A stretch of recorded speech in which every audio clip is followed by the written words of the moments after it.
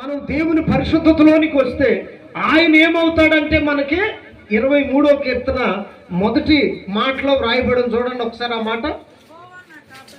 యెహోవా నాకు కాపరి. స్తోత్రం కలుగును గాక. దేవుడు మనకి ఏమవుతాడంటే కాపరి అవుతాడంట. చెప్పండి, ఏమవుతాడు?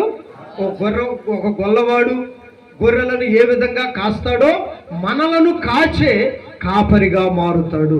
ఆ 3వ అక్షరం ఏంటంటే కా అనే అక్షరానికి అర్థం కాపరి. స్తోత్రం కలుగును గాక. దేవుడు మనకి కాపరిగా మారుతాడట. మనల్ని కాస్తాడు, ఎండకి వెళ్ళనివ్వడు, చలికి వణకనివ్వడు, వర్షములో తడవనివ్వడు. దేవునికి స్తోత్రం కలుగును గాక. హల్లెలూయా. చెలించకుండా స్థిరముగా మనము నిలుచున్నట్లుగా ఆయన మన పక్షాన కాపరిగా నిలుస్తాడు. అందుకే పరిశుద్ధ గ్రంథం చెప్తుంది, యెహోవా కాపరిగా కలిగిన జనులు ధన్యులు. చెప్పండి, ఎవరంట వాళ్ళు? ధన్యులు. అన్య స్థితిలో నుండి ధన్యులుగా మార్చబడతారు. యెహోవా దేవుడుగా కలిగిన జనులు, యెహోవా కాపరిగా కలిగిన జనులు ధన్యులు. అందుకే ప్రియమైనటువంటి వారలారా, ఆయనలో ఉన్న గొప్ప గుణ లక్షణాలు ఏమిటంటే ఆయన అందరికీ ఉపకారి. ఆమేన్. అందరికీ ఉపకారి. ఆయన సన్నిధికి నీవు రాగలిగితే నీ పరిస్థితులన్నీ చక్కదిద్దటమే కాదు, ఎప్పటి నుండో నిన్ను వెంటాడుతున్న కీడు, అనుభవిస్తున్న దరిద్రం, ఒంటిలో ఉన్నటువంటి బలహీనమైన రోగాలు, కలుగుతున్న ప్రతి పరిస్థితిలో నుండి ఆయన నీకు కాపరిగా ఉండబోతున్నాడు. ఆమేన్. చెప్పండి గట్టిగా, ఆమేన్. ఆయన మనకు కాపరైతే, బైబిల్లో రాయబడి ఉంది, యోహాను సువార్త 10వ అధ్యాయం 11వ వాక్యం అనుకుంటా. చూడండి ఒకసారి. యోహాను సువార్త 10వ అధ్యాయం 11వ వాక్యం. నేను గొర్రెలకు మంచి కాపరిని. ఆయన చెప్తున్నాడు, నేను మంచి కాపరిని. మంచి కాపరి గొర్రెల కొరకు తన ప్రాణమును పెట్టును. చప్పట్లు కొట్టండి గట్టిగా.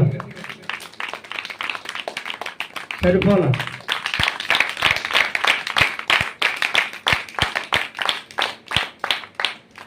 ప్రాణం పెట్టి రక్షించిన వానికి ఆ దెబ్బలా కొట్టేది మనం. ఆయన మంచి కాపరి, మన కొరకు ప్రాణం పెట్టినటువంటి వాడు. ఇంకంతకంటే మంచోళ్ళు ఎవరున్నారు చెప్పండి? మనం ఇంకా పాపులమై ఉండగానే మన కొరకు సిలువలో ప్రాణం పెట్టిన యేసు క్రీస్తు కంటే అసలు అర్హులమే కాదు, యోగ్యులమే కాదు. ఈ 2024వ సంవత్సరం చూస్తామో లేదో కూడా తెలియదు.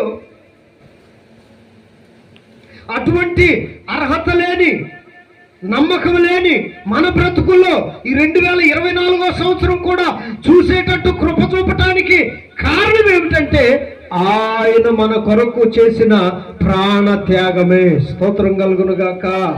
ఎప్పుడైతే ఆయన వద్దకు వచ్చామో మనకు కూడా చిన్న చిన్నగా ఒక్కొక్క మంచి లక్షణం అలవాటు అయిపోతుంది. స్తోత్రం కలుగును గాక. ఎవరైనా దిక్కు లేని వాళ్ళు వస్తే, ఏదైనా అవసరానికి వస్తే మన దగ్గర ఉన్న దాన్ని ఏం చేస్తున్నాం? ఇస్తున్నాం, లేదా పెడుతున్నాం, సహాయం చేస్తున్నాం. ఏది అవసరమో దాన్ని జరిగిస్తూ వస్తున్నాం. అంతకు మునుపు చెయ్యాలని మనసు ఉంటుంది, కానీ చేసే టయానికి ఈ మనసు చెడ్డదండి బాబు.